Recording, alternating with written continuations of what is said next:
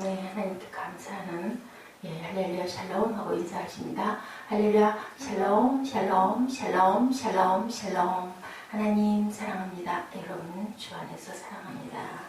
오늘 느헤미야 8장 1절에서 18절 전체 문장 저희들 한번 합독해서 나눠봤습니다. 율법책의 낭독과 준수라는 내용으로 우리 말씀 연회를 나누고자 합니다. 성벽을 건축하고 나서 온 백성들이 제사장 에스라를 통해 학사 겸 에스라죠. 말씀을 배우고 따라 행하는 내용. 회개운동이 미스바의 회개운동이 일어난 유명한 사건. 모세오경 율법책에서 초막절, 장막절이라고 하죠. 광야, 그 생활, 40년 생활을 기념하기 위해서 지금도 그 초막절, 장막절이 되면 일부러 텐트를 치기도 하고 집 앞이나 마당이나 호텔 베란다에다가 지금도 일주일 동안 거기에서 먹고 자고 그리고 예배하고 그런 그 절기를 지킨다고 합니다. 그것이 시작된 귀한 그런 내용입니다. 믿음의 공동체 안에 믿음의 리더에게 말씀은 가장 중요하죠.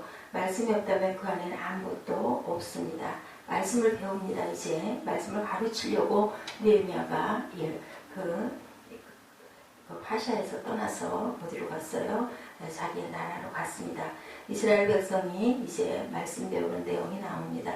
7째 달 초하루에 제사장 에스라가 율법책을 가지고 2절 3절이죠. 회중 앞 곧 남자나 여자나 알아들을 만한 모든 사람 앞에 이르러 수문 앞 광장에서 새벽부터 정오까지 남자나 여자가 알아들을 만한 모든 사람 앞에서 읽음에 묵백성이 그 율법책에 귀를 기울였다. 우리가 개개인이 가지고 있는 성경 같은 그 성경이 커다란 두루마리로 그렇게 정리가 되어 있다고 그러죠. 그것을 읽는 것을 그저 서서 다 듣는 거예요. 새벽부터 정오까지. 아마 평균 잡아서 한 6, 7시간씩 그렇게 얼마나 힘이 들었을까 싶기도 합니다. 성벽을 건축한 날이 유대인의 민간력으로 12월 25일 그리고 이제 1월 1일에 모여 말씀을 들으며 배우기 시작합니다. 건축해서 끝난 날 12월 25일 거기에서 1월 1일이면 아마 일주일쯤 후일 것 같죠. 성벽을 건축하고 근 5일 만에 말씀을 배우고 있는 거예요. 이스라엘은 기독교 공동체 그들의 가장 중요한 것은 성벽 건축. 그 성벽 건축을 한 이유는 뭘까요? 그것은 예배하기 위해서 성벽을 건축을 합니다. 그 성벽도 말씀 있을 때 필요한 거죠. 말씀이 없이 성벽만 있다면 그것이 무슨 필요가 있겠습니까? 그들은 바로 이제 말씀을 배웁니다. 기독교 공동체는 말씀 공동체. 목사에게 가장 필요한 것도 말씀을 바르게 해석하고 전하는 것. 성도에게 가장 필요한 것은 바르게 배우고 깨닫는 것이 중요합니다. 말씀이 중심이고 말씀이 주인이시죠. 기독교 공동체는 말씀 경외함이 있어야 되고 말씀을 대할 때 우리는 하나님을 대하듯 하고 묵상해야 된다. 5절이죠.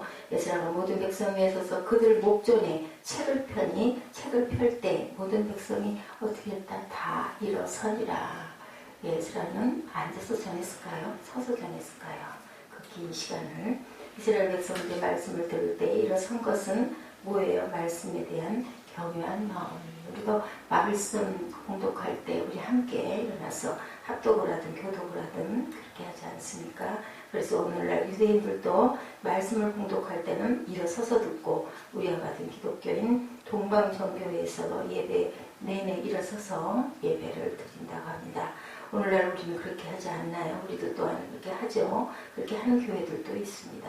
말씀을 대하는 마음이 무슨 마음이어서 경외하는 마음이어서 이 사람들은 새벽부터 정오까지도 서서 들었는데 우리는 그저 길어야 몇 절 한 장을 읽을 때가 드물죠. 말씀에 무관심하고 재단하는 것이 아니라 말씀에 집중하며 말씀 앞에 엎드렸다. 그리고 꿇어 엎드리죠. 얼굴을 땅에 꿇고 그 내용이 나오죠. 말씀을 우리가 배울 때 말씀을 알아가지 못하고 있다면 그것은 기독교 공동체가 아니다. 말씀이 중심이어야 된다. 말씀에 경외심이 있어야 될 점 있습니다. 그래야 건강한 공동체이고 건강한 리더입니다. 두 번째로는 말씀의 깊이 9절입니다. 백성이 율법의 말씀을 듣고 다 우는지라. 말씀을 들으면서 이스라엘 백성들이 울었어요. 왜 울었을까요? 마음에 감동이 와서 신명기 말씀을 들었겠죠. 모세 오경이니까요. 내가 네게 진술한 모든 복과 저주가 네게 임함으로 네가 네 하나님 야훼께서 쫓겨나는 모든 나라 가운데 이 일이 마음에서 기억이 나거든. 너와 내 자손이 내 하나님 야훼께로 돌아와 내가 오늘날 내게 명한 것을 온전히 따라 마음을 다하고 성품을 다하여 야훼 말씀을 순종하면 내 하나님 야훼께서 마음을 돌이키시고 너를 긍휼히 여기사 내 포로를 돌리시되 내 하나님 야훼께서 너를 흩으신 그 모든 백성 중에서 너를 모으시리니. 신명기 말씀입니다. 30장 1절에서 3절이죠. 이 구절들을 들으면서 슬퍼했겠죠. 그리고는 우리는 이 말씀이 이렇게 깊이 우리에게도 다가와야 될 줄 믿습니다. 우리에게 말씀하신 하나님의 생생하신 말씀이죠.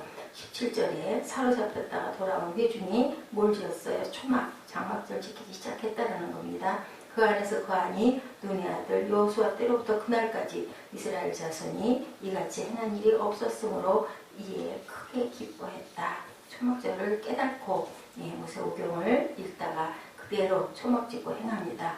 성경에는 이스라엘 백성이 초막절을 지킨 내용들, 그래서 여기에서 말하는 것은 초막절의 그 의미에 맞게 진정으로 더 깊이 지켰다라는 뜻이다. 오늘 본문의 시작은 나팔절 1일입니다. 이것은 종교적으로 7월 1일로 안식월일, 그래서 중요하죠. 민간적으로는 1월 1일, 오늘날 양력으로는 9, 10월에 해당합니다. 오늘날 신년과 같은 그들에게는 신년이 그 7월 1일부터 시작이 되죠. 그들의 달력으로는 1월 1일이에요.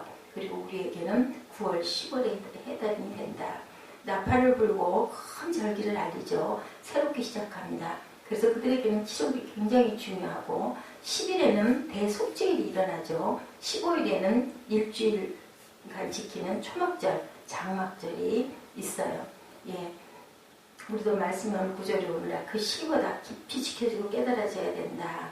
말씀의 깊이가 있는가. 말씀 한 구절이 내 삶 속에서 깊이 각인되어져서 큰 역할을 하는 그런 삶이 되어야 되겠다. 기독교 공동체는 말씀의 공동체, 말씀을 떠나서는 우리가 살 수가 없고 말씀 속에서 누구를 발견해요? 하나님을 발견하는 삶을 살아야 되겠죠. 말씀을 또한 살고 실천하고 나아가는 우리들, 말씀의 귀를 기울이시는 저와 여러분 되시기 바랍니다.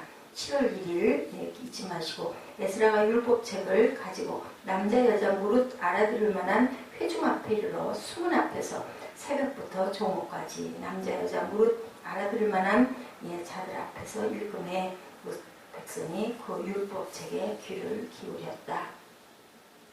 학사 에스라가 모든 백성 위에 서서 저희 목전에 척을 펴니 책을 펼 때 모든 백성이 일어서니라. 에스라가 광대하신 하나님 야훼를 송축하며 모든 백성이 손을 들고 어떻게 했어요? 5절에 보니 아멘 아멘 응답하고 몸을 굽혀 얼굴을 땅에 대고 야훼께 경배하였느니라. 이런 반응이 우리에게 있어야 되겠다. 예배 때도 말씀을 듣는 것 뭘까요? 하나님을 알고 하나님의 임재를 대하는 것이다. 말씀을 들으면 우리는 반응해야 된다는 겁니다.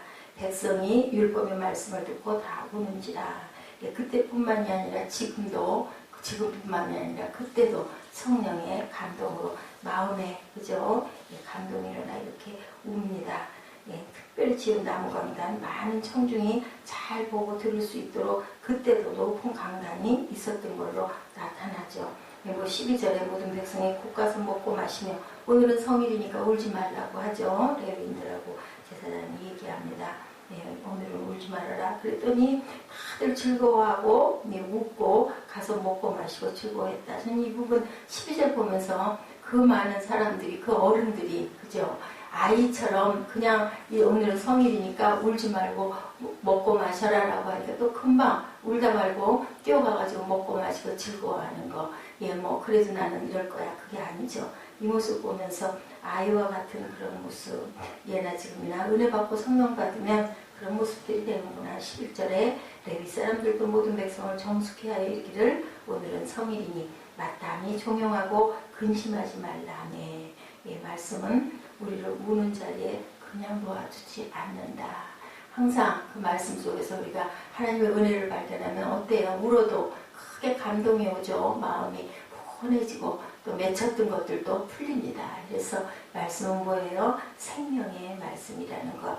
오늘도 말씀 속에서 승리하시고 말씀을 묵상하시는 그러한 시간, 우리가 눈을 뜨고도 기도할 수 있어요. 출근길이라도 이 마음을 모아서 기도하시고 또 우리가 민감해져야 되겠죠. 푸르른 실로 바라보시면서 거기서 하나님을 느끼고 발견하는 그 민감한 저와 여러분 되시기를 주님의 이름으로 축복합니다. 기도하시겠습니다.